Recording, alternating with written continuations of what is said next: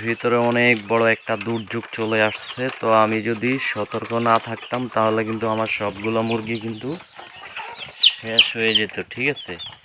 তো আমি কি করছি, যখনই দেখছি বড় ধরনের দুর্যোগ আসতেছে, কয়েকটা মুরগি ঝিমাচ্ছে এবং কি কয়েকটা মুরগি মারা গেছে, তো আমি সাথে সাথে মুরগিগুলা বাজারে বিক্রি করে দিছি। আমার কাছে প্রায় 200-র উপরে মুরগি ছিল। তো আপনারা যারা আমার নতুন ভিডিও দেখছেন তারা জানেন না, যারা অনেক আগের থেকে আমার ভিডিওগুলো দেখছেন, যে আমি 4টা থেকে শুরু করছি এখানে। তো 4টা থেকে শুরু করে পরে হয়েছে কি অনেকগুলো মুরগি হয়েছে 200-র উপরে। তো আমি যেহেতু নতুন খামারি, আমি কিন্তু সব কিছু বুঝি না। আমার কোনো কিছু না বোঝার ঘাটতির কারণে হতেও পারে আমার সবগুলো মুরগি মারা যেত। পরে আমার কিন্তু আফসোস ছাড়া আর কিছুই থাকতো না। তো আমি কি করছি, সবগুলা কিন্তু বিক্রি করে দিয়েছি। অনলি এখানে 40টার মতো হবে মুরগি ডিম পাড়ার যেগুলা, ওগুলা রাখছি। আর বাকিগুলা সব বিক্রি করে দিছি এবং কি মুরগিকে বরাবর সাপ্লিমেন্ট দিয়ে গেছি। আর হচ্ছে আমার খামারের ভিতরে কিন্তু কাউরে আমি ঢুকতে দেই না, এই যে লক লাগাই দিছি।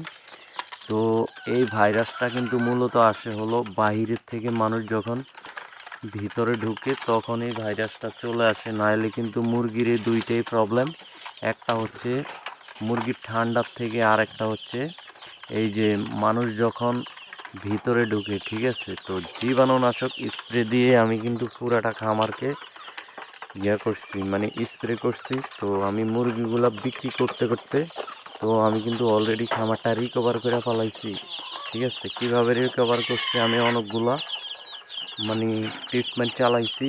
তো আলহামদুলিল্লাহ আমি বেশি একটা ভয় পাইছি এই বাচ্চাগুলোর জন্য, যেহেতু রানীক্ষেত যদি আসে তাহলে কিন্তু বাচ্চা টিকানো যায় না। তো আমি কিন্তু পুরাটা খামারে একদম জীবাণুনাশক ডেলি 3বার স্প্রে করতাম। আর হচ্ছে দেখেন, এই যে মেডিকেলের চেম্বার পর্যন্ত দিয়ে রাখছি, এখানে অনেক ওষুধ কিনছি এই মুরগি অনলি টিকানোর জন্য। তো আলহামদুলিল্লাহ আমি সাকসেস হয়েছি। মুরগি কিন্তু 5-7টা মারা গেছে, আর বাকিগুলা বাজারে মানে বিক্রি করে ফেলাইছি। একটা জিনিস আপনারা মাথায় রাখবেন, তো যখন আপনারা ভাবছেন যে আমি আগে সব কিছু বুঝে নিব তারপরে আমি স্টার্ট করব খামার, ঠিক আছে, এভাবে কিন্তু হবে না।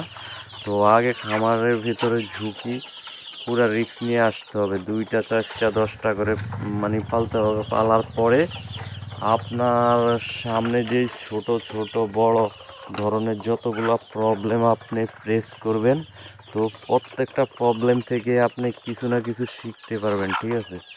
তো এখন হয়েছে যে আমার সাথে যেগুলো ঘটছে, আমি তো লস হইলেও আমি কিন্তু অনেক কিছু শিখছি। আর হচ্ছে এখন একটা মুরগি যদি অলরেডি মাথাও ফালাইয়া দেয় মাটিতে, তো আলহামদুলিল্লাহ আমার কিন্তু ওই মুরগিকে ট্রিটমেন্ট করার ক্ষমতা আমি রাখছি, যে অনেক কিছুই শিখছি। তো যারা বলছেন যে আমি সব কিছু শেখার পরে মানে শুরু করব, এভাবে হবে না, কিন্তু করতে করতে সব শিখতে হবে, ঠিক আছে। তো এই হচ্ছে খামারের পরিস্থিতি। যাক আলহামদুলিল্লাহ কোনো সমস্যাই হয় না। আমি কিন্তু বিক্রি করে পালাইছি। মানুষ তো সর্বশেষ মানে ব্যবসা করে টাকার জন্য, ঠিক আছে। তো আমি টাকায় কিন্তু পকেটে নিয়ে আসছি, যে এখন আমার এই যে এখানে বাচ্চা আছে 100, আর হচ্ছে 2টা মেশিন অলরেডি চলতেছে। ওই 2টা মেশিনের ভিতরে আরও 200 ডিম চলতেছে। তো ওগুলা বের হবে, বের হইলে এভাবে মানে যখন এক্সপিরিয়েন্স মানে কাজের চলে আসে তখন কিন্তু অটোমেটিক, ঠিক আছে নি। প্রথমে আমি মুরগি ডিম ফুটাইতাম মুরগি দিয়ে, একটা মুরগিকে 10টা 12টা এইভাবে দিতাম। তো এইভাবে কিন্তু মানে বাচ্চা মানে যে একটা বলে বরকত নাই, ঠিক আছে। তো বাড়ে না দ্রুত। আর হচ্ছে ডিমে যখন মেশিনে যখন ডিম বসাই, 200-300 ডিম যখন একবারে বাইর হয়, তো বাচ্চাগুলা একসাথে ভ্যাকসিন করা যায়, একসাথে ওষুধ খাওয়ানো যায়। আর এগুলো কিন্তু খামারও কিন্তু গ্রোথ দ্রুত হয়, ঠিক আছে।